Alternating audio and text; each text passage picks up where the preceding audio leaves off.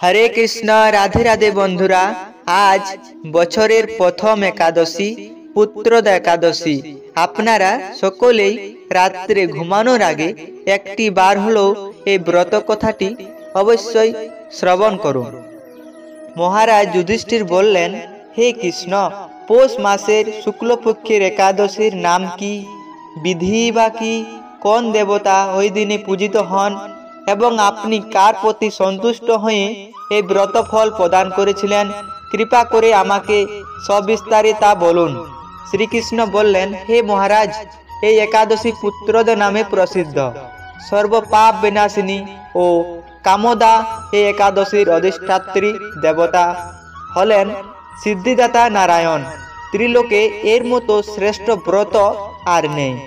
এই ব্রতকারীকে নারায়ণ विद्वान और यशस्वी करे तुलेन। एखन आमार काछे व्रतेर माहात्म्य श्रवण करुन। भद्रावती पुरीते सुकेतुमान नामे एक राजा छिलेन।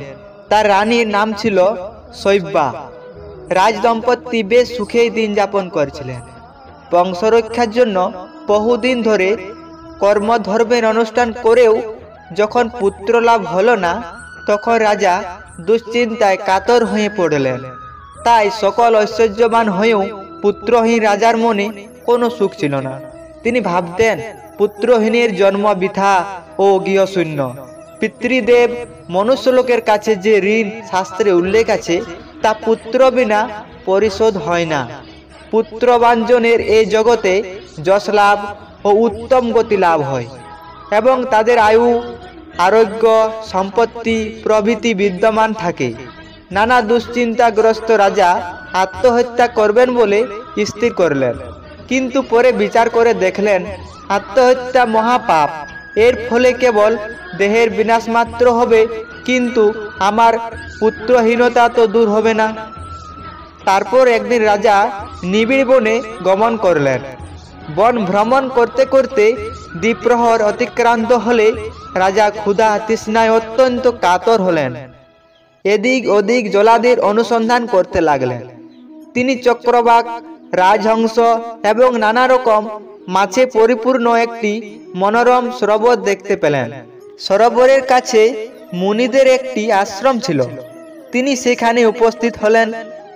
सरोवर तीरे मुनिगण वेद पाठ करछिलेन।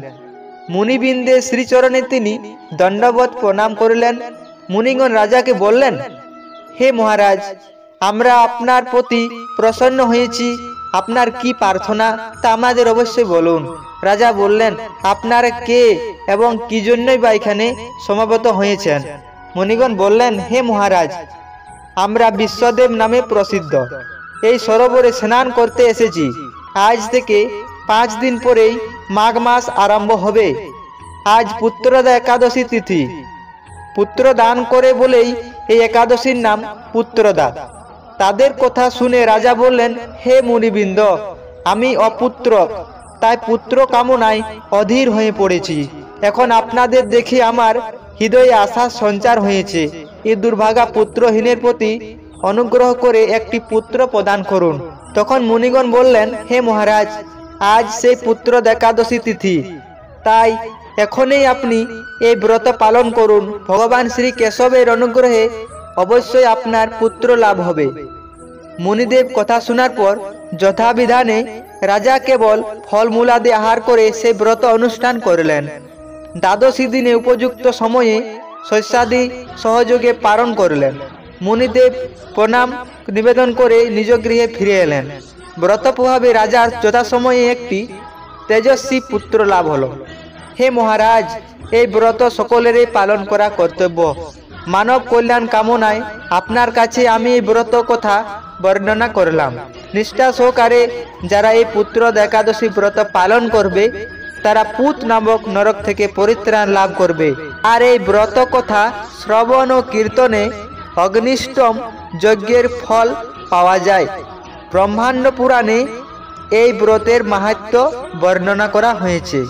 हरे कृष्ण राधे राधे बंधुरा आजकेर भिडियो এই পর্যন্তই। আপনারা অবশ্যই কমেন্টে জানাবেন কে কোথা থেকে ভিডিওটি দেখছেন।